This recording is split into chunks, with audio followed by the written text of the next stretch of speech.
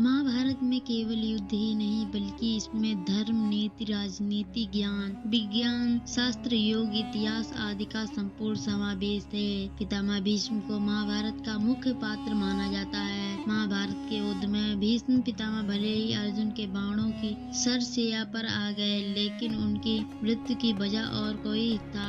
इसका नाम था शिखंडी। महाभारत में शिखंडी रहस्यमयी पात्र माना जाता है।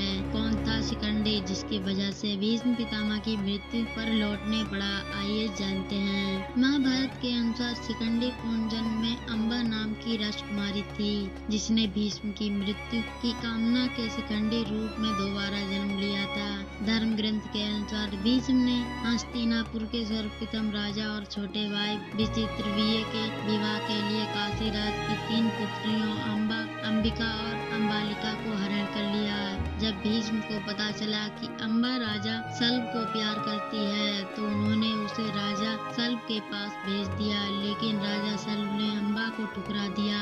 भीष्म की मृत्यु के लिए शिव ने दिया शिखंडी को वर। हताश होकर अम्बा परशुराम के पास पहुंची और भीष्म से बदला लेने का आग्रह किया। परशुराम जी ने अम्बा को भीष्म से विवाह की सलाह दी, लेकिन भीष्म ने आजीवन ब्रह्मचारी रहने के नाते शादीशुदा करने का इनकार कर दिया।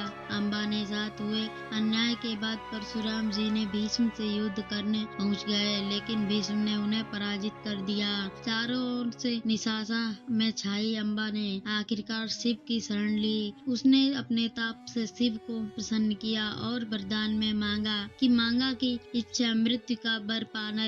भीष्म की मृत्यु का कारण वही बने। शिव ने कहा कि यह अगले जन्म में ही संभव हो सकता है। अगले जन्म में ऐसे स्त्री से पुरुष बना शिखंडी अम्बा ने भीष्म से बदला लेने के लिए अपना जीवन समाप्त कर दिया, लेकिन जन्म में अम्बा ने शिखंडी के रूप में राजा द्रुपद के सामने जन्म लिया। राजा ने राजकुमारी का पालन पुरुष की तरह ही किया था। युवावस्था में आने पर एक क्षण ने अपने पुरुष शिखंडी को दे दिया, जिससे वह पुरुष बन गई थी। महाभारत